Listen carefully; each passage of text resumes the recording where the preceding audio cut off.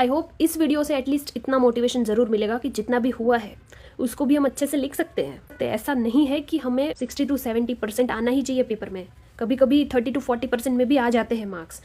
Hi guys, one of my friend just by writing FM scored 42 marks. पहले तो जब उसने मुझे बताया था कि मैंने सिर्फ FM लिखा है, SM नहीं लिखा है, तब मुझे बिलीव ही नहीं होता कि नहीं यार SM तो लिखा ही होगा, 42 कैसे आ गए इसके। फिर FM में भी उसने मुझे ये बताया कि FM भी मेरा पूरा अटेंड नहीं किया था मैंने, तो मैं बिल्कुल ही शॉक, मतलब झूठ ही बोल रहा है, मुझे तो यही लगा था। बट जब उसकी RTI मैंने देखी, ही इज़ राइट, मैं भी शॉक हो गई कि येस, इसने सिर्फ FM ही लिखा है और उसमें भी पूरा नहीं लिखा, स्टिल उसके 42 बन गए हैं। मैं उसकी RTI एनालाइज कर रही थी कि उसने FM कैसे अटेंड किया है, कितना लिखा है, क्या लिखा है। मैंने सोचा ये आपको भी शेयर करना चाहिए, क्योंकि एक मोटिवेशन आता है यार इससे कि हमारा सिलेबस अगर 50% या 70% भी कंप्लीट हुआ है, स्टिल चांसेस तो है, एटलीस्ट हुआ ना हुआ वो हमारे हाथ में नहीं है, बट एटलीस्ट चांसेस तो है कि हो सकता है। तो ये जिसकी भी RTI है, आई थिंक वो भी ये वीडियो देख ही रहा होगा, तो यू कैन कमेंट कि ये मेरी RTI है। सो चलो RTI को एनालाइज करते हैं। यही इसकी RTI, इसमें 15 आउट ऑफ 15 है क्वेश्चन नंबर 1 में। पहला जो क्वेश्चन था ये लेवरेज वाला, ये मुझे मतलब आता था और नहीं भी आता था, मिक्सअप था, बट मैंने ट्राई किया, बट मेरे से नहीं हुआ था, बट इसने इसको आसानी से कर दिया हुआ है। एंड इसकी कुछ ऐसी अच्छी खासी प्रेजेंटेशन भी नहीं है। इसने यहाँ पे जो कॉर्नर्स होती है जहाँ पे मैं भी लिखने से डरती थी, उसने वहाँ पे भी लिख दिया है। सो मुझे भी आइडिया लगा कि इतना जल्दी भी मैं लिख सकती हूँ। बस इसने अपने लास्ट आंसर को जो है ऐसे बॉक्स में मार्क किया हुआ है। एंड इनकम स्टेटमेंट को ऐसे ही इसने बना दिया है एंड सारी लेवरेजेस को ऐसे लिख दिया लाइन में।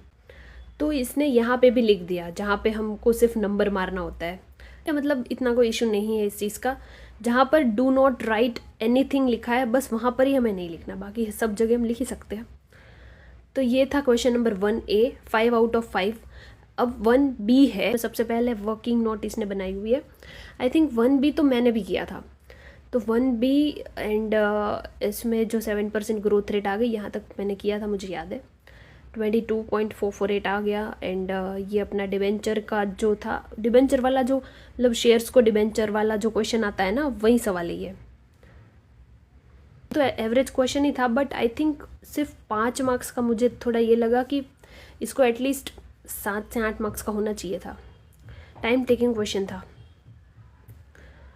तो FM के पेपर में हमें स्पीड भी रखनी है, हमें दिमाग भी चलाना है, कुछ नया आ जाए तो, एंड SM को भी लिखना है। इसने 3 घंटे में सिर्फ FM लिखा था, तो इवन को वो खुद श्योर नहीं था कि मेरे 42 आ सकते हैं। उसने खुद मतलब कोई एक्सपेक्टेशन नहीं रखी थी, बट स्टिल उसके आ गए हैं।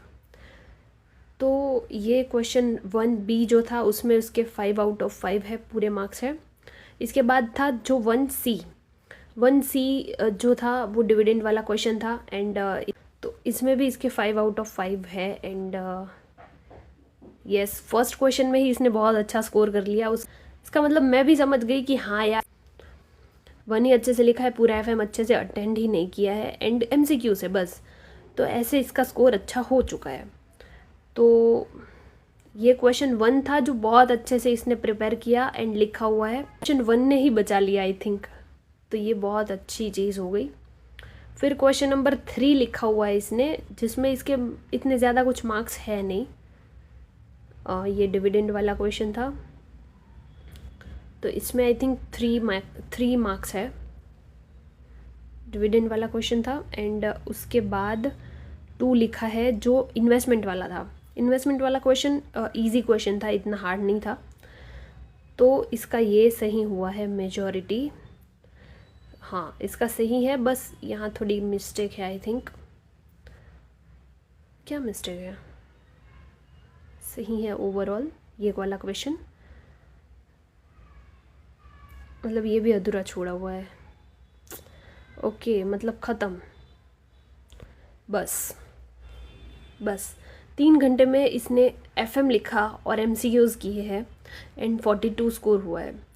तो देखो, तुम्हारी प्रिपरेशन कम भी है, लेकिन जितना आता है उतना परफेक्टली अगर लिखा भी होगा तो भी अच्छा स्कोर बन सकता है। आई होप इस वीडियो से एटलीस्ट इतना मोटिवेशन ज़रूर मिलेगा कि जितना भी हुआ है उसको भी हम अच्छे से लिख सकते हैं। तो ऐसा नहीं है कि हमें 60 to 70% आना ही चाहिए पेपर में, कभी कभी 30-40% में भी आ जाते हैं मार्क्स MCQ वगैरह में। कभी कभी तुक्के भी सही हो जाते हैं, कहाँ अगर किस्मत चल रही है, साथ दे रही है तो। फुल स्ट्रेस मत लो, बस पढ़ाई करते चलो और जितना आता है उतना अच्छे से हम लिख कर आएंगे। यही हमारा अभी का गोल होना चाहिए। So all the best everyone for your exams. Comment ज़रूर करना अगर थोड़ा सा भी तुम्हें ऐसा लगा कि इस वीडियो ने तुम्हें मोटिवेट किया। Bye bye.